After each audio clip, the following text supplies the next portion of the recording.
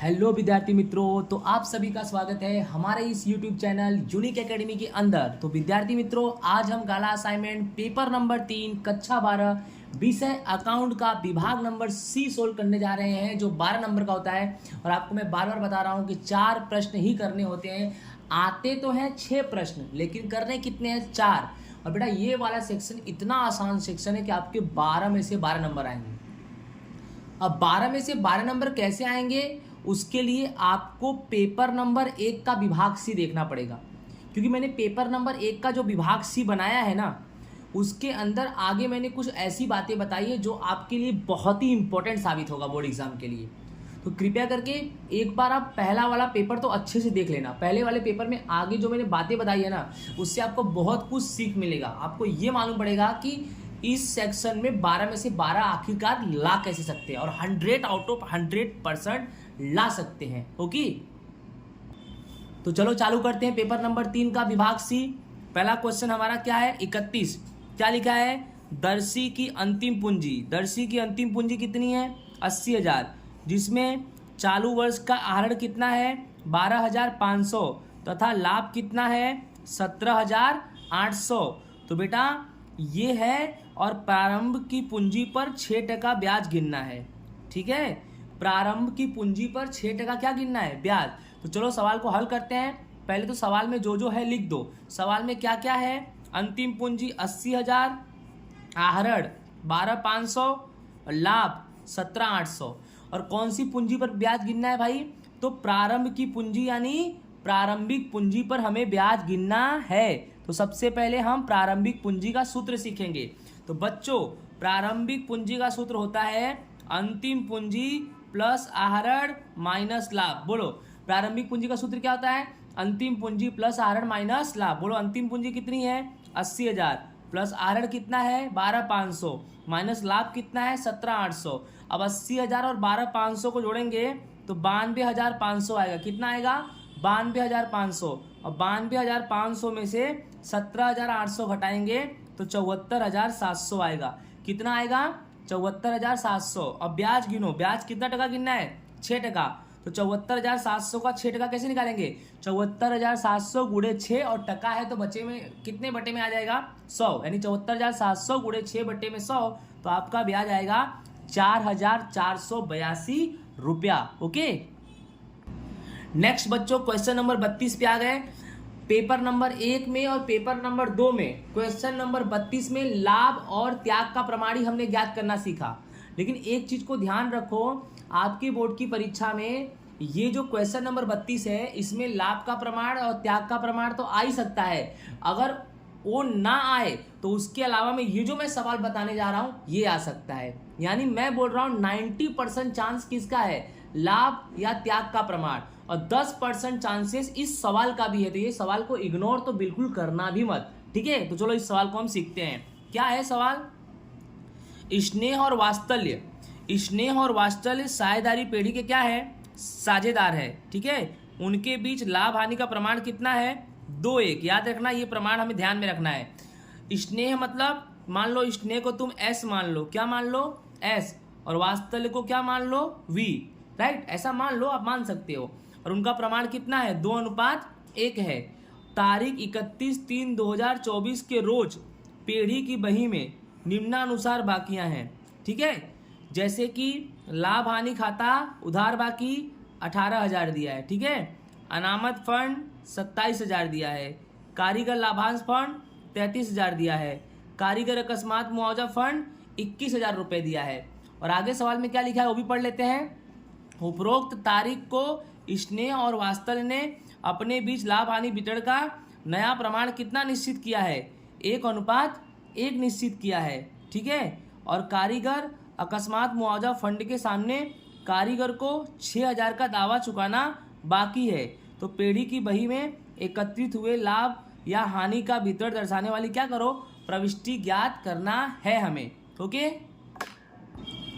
तो चलो हमें क्या करना है बेटा? प्रविष्टियां लिखनी है। क्या लिखनी है? प्रविष्टियां। अब देखो यहां पर लाभ हानि खाता दिख रहा है आपको? लाभ हानि खाता के कोष्टक में क्या लिखा है? उधार। अर्थात जिसके कोष्टक में, अगर लाभ हानि खाता के कोष्टक में उधार लिख दिया है तो लाभ हानि को क्या कर दो बेटा, जमा। क्या कर दो, जमा। सिंपल सी बात है। देखो लाभ हानि 1, अनामत फंड 2 और कारीगर अकस्मात मुआवजा फंड 3, ये सब अनामत है बेटा। क्या है ये सब, अनामत। और ध्यान से सुनना, अनामत का रोजनामचा क्या होता है, जो भी अनामत होता है ना बेटा उसको उधार करने का, जो भी अनामत होता है उसको उधार करने का और साझेदारों का पूंजी ओब्लिक चालू खाता जमा कर देने का। लेकिन एक चीज याद रखना, अगर अनामत के कोष्टक में उधार बाकी लिखा हो तो ऐसे समय पे अनामत को उधार नहीं जमा कर देंगे। फिर से सुन लेना, जितने भी अनामत है उन सबको उधार करने का और साझेदारों का पूंजी ओब्लिक चालू खाता जमा करने का। लेकिन अगर किसी अनामत के कोष्टक में उधार बाकी दिया हो तो उस अनामत को उधार मत करना, क्या कर देना, जमा कर देना। अब यहाँ पर क्या है कि लाभ हानि खाता उधार बाकी है, तो लाभ हानि खाता को तुम क्या करोगे बेटा, लाभ हानि खाता को जमा कर दोगे। तो उधार किसको करोगे, साझेदार का पूंजी ओब्लिक चालू खाता। और साझेदार कौन है बेटा यहाँ पर, तो स्नेह और वात्सल्य। कौन है, स्नेह और वात्सल्य। और उनके बीच का प्रमाण कितना है, 2:1। 2:1 ध्यान रखना, 1 और 1 को ध्यान में मत रखना, ठीक है। चलो फिर देखो, लाभ हानि खाता का उधार बाकी 18,000 है। ध्यान से समझना कैसे करेंगे रोजनामचा। देखो रोजनामचा बना है आपके सामने, 1 नंबर आपको दिख रहा है।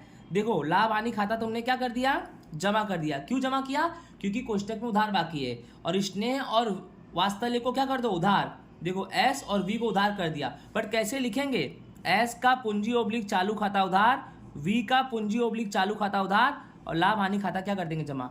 अब लाभ हानि तुम्हारा है कितना, 18,000। यहाँ 18,000 लिख दिया। और बेटा 18,000 को 2:1 में बांट दोगे तो 12,000 और 6,000 आ जाएगा। अब आप बोलोगे सर कि 18,000 को 2:1 में कैसे बांटेंगे, तो इसका तरीका है कि देखो जैसे तुम्हारा 18,000 है ना, अब उसको 2:1 में बांटना है। तो 18,000 2:1 में बांटना है। 2 किसका है, एस का, और 1 किसका है, वी का। तो एस का निकालो, 18,000 गुणे में कितना आ जाएगा, 2, और बटे में कुल हिस्सा 2 और 1 3। तो 18 दूनी कितना आ जाएगा बेटा, 36,000। और 36,000 को 3 से क्या कर दो, भाग दे दो, तो 12,000 आएगा। कितना आएगा, 12,000। इसी तरह से वी का निकालना है, तो वी का कैसे निकालेंगे, 18,000 गुणे में बी का हिस्सा 1 और कुल हिस्सा कितना, 3। तो बेटा 18,000 में 1 का गुणा करेंगे तो 18,000 ही आएगा, और 18,000 को 3 से क्या कर देंगे, भाग, तो कितना आएगा, 6,000। ये तो आपको आना चाहिए, अकाउंट कॉमर्स के स्टूडेंट तो सब आना चाहिए, ओके। तो चलो देखते हैं हम, सिंपल सी बात है। दूसरा नंबर देखिए, ये तो मालूम पड़ गया ना आपको, 12,000 और 6,000 कैसे आया। अब दूसरा नंबर देखिए क्या लिखा है, अनामत फंड लिखा है ना, अनामत फंड। अनामत फंड कितना है, 27,000। अब यहाँ पे तो कुछ लिखा नहीं उधार उधार, तो इसको उधार ही करेंगे अनामत फंड को। देखो यहाँ पर एकदम आसान है। दूसरा नंबर अनामत फंड खाता उधार, ठीक है, 27,000, और एस का पूंजी ओब्लिक चालू खाता जमा और वी का पूंजी ओब्लिक चालू खाता जमा। अब 27,000 को 2:1 में बांट दो तो 18,000 और 9,000 आएगा। और कैसे आया आपको पता है, जैसे मैंने 18,000 को 2:1 में बांटा ना, वैसे 27,000 को बांटने का। एस का कैसे निकालोगे, एस का 18 कैसे निकला होगा, तो 27,000 गुणे में एस का हिस्सा 2 है, 27,000 गुणे में 2 और बटे में कुल हिस्सा 3, तो 27 दूना 54, और 54 को 2 से 27 का है तो 27 को 2 से क्या करना, गुणा करना, और भाग क्या कर देना, 3। तो 27 गुणे 2, तो 27 गुणे 2 54,000, और 54,000 को 3 से भाग दे देंगे तो कितना आएगा, 18,000 आएगा। कितना आएगा, 18,000। इसी तरह से दूसरा निकालने का, तो 27,000 गुणे में 1/3, तो 27,000 गुणे 1 27,000 ही आएगा, और 27,000 में 3 का भाग देंगे तो 9,000 आएगा। समझ में आ रहा है, बांटने तो आपको आ ही जाएगा। नेक्स्ट देखो ध्यान से, तीसरा क्या है, कारीगर लाभांश फंड कितना है, 33,000। पहले तो इसका रोजनामचा ही नहीं करेंगे, क्यों, कारीगर लाभांश फंड पेढ़ी का दायित्व है, इसे बांटा नहीं जाएगा, बट इसको नोट तो कर देना पड़ेगा आपको। 3 नंबर में नोट कर दो, यह पेढ़ी का दायित्व है, इसे नहीं बांटा जाएगा, ऐसे नोट कर देने का बेटा, ठीक है। अब आगे देखो ध्यान से, कारीगर अकस्मात मुआवजा फंड कितने का है, 21,000 का। यहीं पर बच्चे गलती करते हैं, 21,000 का कैलकुलेशन चालू कर देते हैं। ये सवाल में ध्यान रखना, यहीं पे बच्चे मिस्टेक करते हैं। 21,000 दिया है, लेकिन नीचे देख लो, पढ़ो क्या लिखा है, कारीगर को 6,000 का दावा चुकाना बाकी है, कारीगर को। यानी बेटा ध्यान से समझना, 21,000 रुपया तो आपका है ही, और 21,000 में से 6,000 दावा चुकाना बाकी है, तो 21 में से 6 घटा दो तो कारीगर मुआवजा अनामत है कितना अभी 15,000। 21,000 तो है, बट 21,000 में से 6,000 का दावा मंजूर हुआ, तो 21,000 अनामत में से 6,000 का दावा चुका दो। बोलो क्यों? क्योंकि कारीगर अकस्मात मुआवजा फंड कारीगरों के लिए होता है। अगर कारीगरों को किसी भी तरह का नुकसान होता है तो उसको भरपाई करना पड़ेगा। अब कारीगर को दावा कितना चुकाना है? 6,000 का। तो कारीगर अकस्मात मुआवजा फंड 21,000 में से कारीगर को 6,000 का दावा दे दो, तो अभी आपके पास रियल में कारीगर अकस्मात मुआवजा फंड कितना बचा? 15,000। तो आपको 15,000 की एंट्री करनी है। अब कारीगर अकस्मात मुआवजा फंड क्या करेंगे? उधार। मैंने बता दिया, जो भी अनामत हो सबको उधार करने का बिंदास, और साझेदारों का पूंजी ओब्लिक चालू खाता जमा करने का। लेकिन यहाँ पर लाभ हानि खाता जो था उसको जमा क्यों किया? क्योंकि कोष्टक में क्या लिखा था? उधार बाकी। ठीक है, तो चलो देखो ध्यान से, देखो यहाँ पर आसान एकदम। कारीगर अकस्मात मुआवजा फंड खाता उधार 15,000, और फिर एस का पूंजी ओब्लिक चालू खाता और बी का पूंजी ओब्लिक चालू खाता। देखो यहाँ पर मैं गणना किया हूँ, 21,000 में 6,000 घटाएंगे तो कितना बचेगा? 15,000। अब बेटा यहाँ 15,000 उधार कर दिया। अब 15,000 को 2:1 में बांटेंगे तो 10,000 और 5,000 आएगा। अब 15,000 को 2:1 में कैसे बांटेंगे? फिर से सुन लो। जैसे आपको पता है कि एस और वी है और उनका प्रमाण कितना है? 2:1।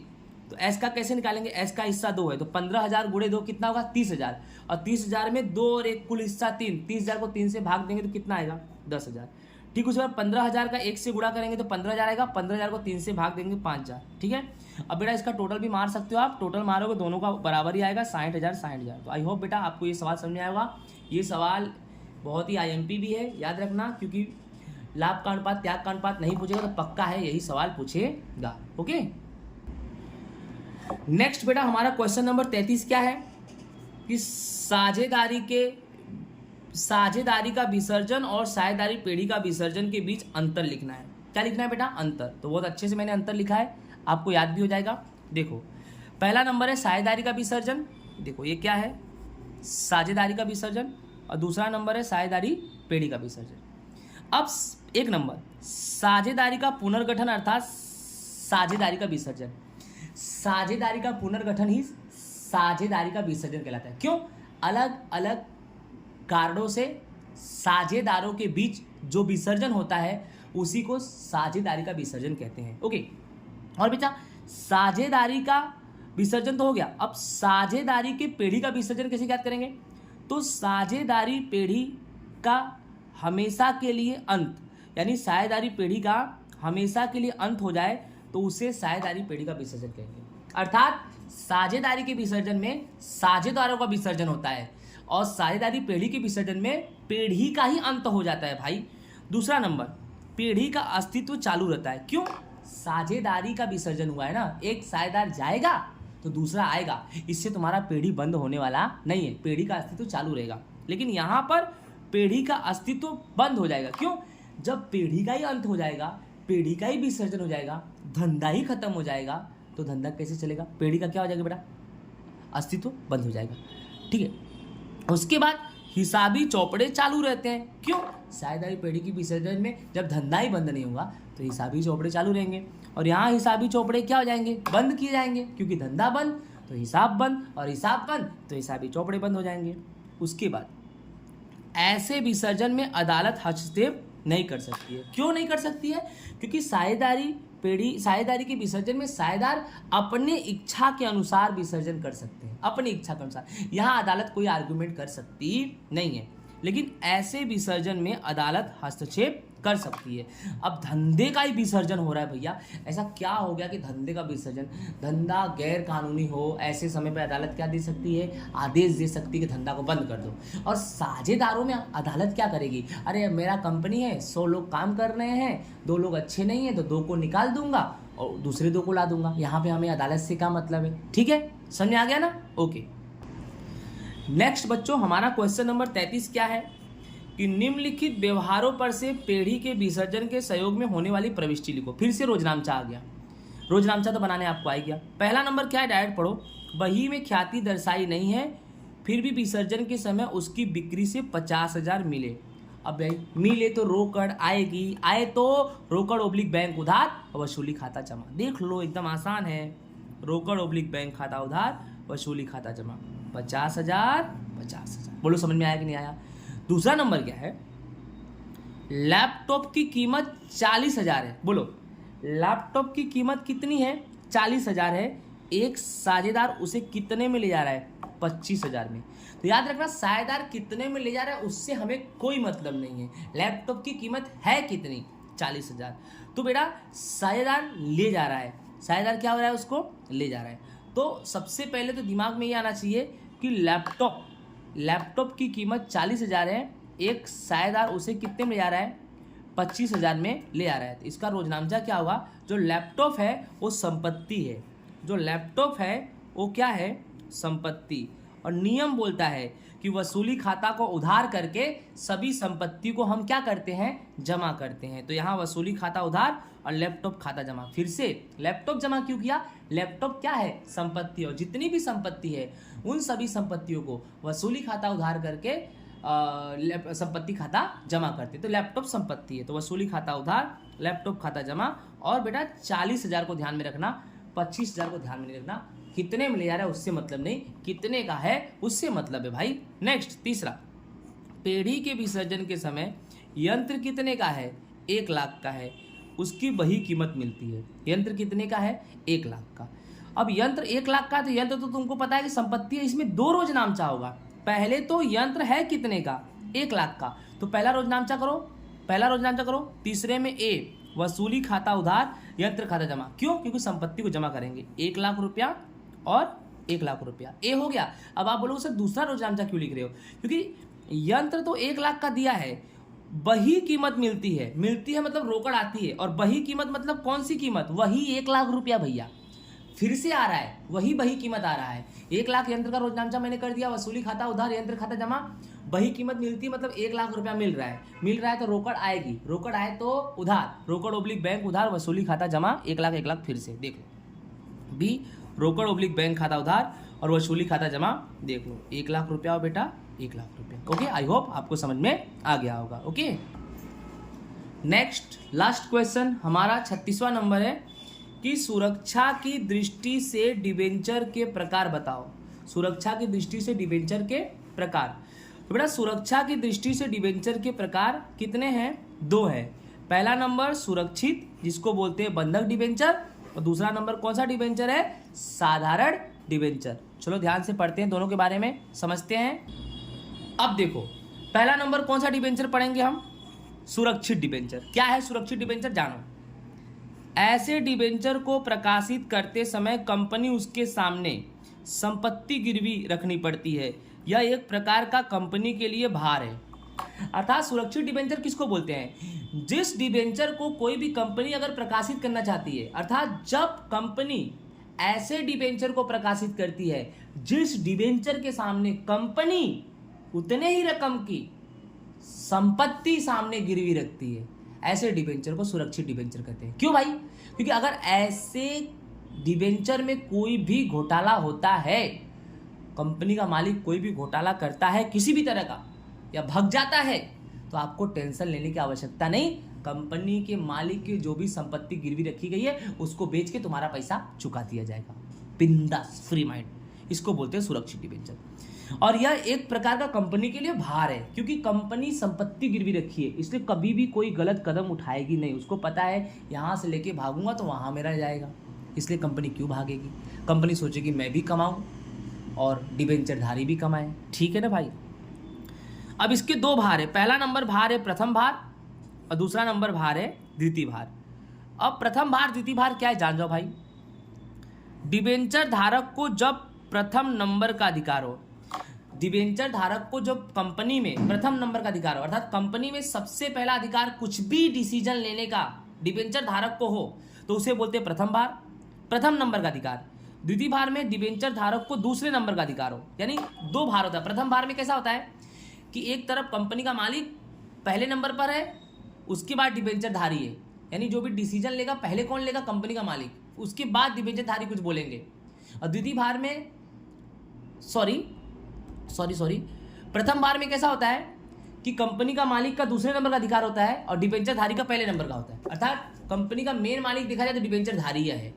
और द्वितीय भार में क्या होता है कि डिबेंचर धारक का दूसरे नंबर का अधिकार होता है और कंपनी के मालिक का पहले नंबर का। दोनों में यही देखा जाए कि डिबेंचर धारी उपयोगी है, क्योंकि भाई डिबेंचर धारी मतलब समझते हो, कंपनी को पैसा दिए हैं उधार तो क्यों नहीं बनेंगे कंपनी के मालिक भाई? बनेंगे ना, पैसा लगाया यार। ऐसा नहीं कि मालिक का मतलब कुछ भी बोल देंगे, कुछ भी नहीं बोलेंगे, लेकिन इतना है कि कोई भी नीति नियम अगर कंपनी में बदल रहा है तो डिबेंचर धारी खुद नहीं जाएंगे वहाँ पर। डिबेंचर धारियों, ढेर सारे डिबेंचर धारी मिलके एक व्यक्ति को कंपनी में रखते हैं जिसको बोलते हैं डिबेंचर ट्रस्टी। वो ट्रस्टी कंपनी के सब नीति नियमों को देखता है, परखता है भाई। अगर कंपनी में कुछ भी उतार चढ़ाव होता है तो यही डिबेंचर ट्रस्टी सभी डिबेंचर धारकों को कंपनी का नॉलेज देता है। यानी डिबेंचर ट्रस्टी जो है ना, वो डिबेंचर धारकों के द्वारा नियुक्त किया गया सीसीटीवी कैमरा है भाई। किसके लिए? कंपनी के लिए। ठीक है कि नहीं? ओके। उसके बाद हम क्या पढ़ेंगे? साधारण डिबेंचर। तो इस प्रकार के डिबेंचर को प्रकाशित करने के लिए कंपनी को कोई संपत्ति गिरवी नहीं रखनी पड़ती। साधारण डिबेंचर मतलब ऐसे डिबेंचर को प्रकाशित करने के लिए कंपनी को अपनी कोई संपत्ति गिरवी रखने की आवश्यकता नहीं है। यानी भाई रिस्की है यार, खतरनाक वाला है, खतरा हो सकता है। समझ में आया कि नहीं आया? ठीक है। तो इसी के साथ हमारा गला असाइनमेंट पेपर नंबर 3 का विभाग सी विषय अकाउंट का पूरा होता है। आई होप आपको समझ में आया होगा। राधे राधे।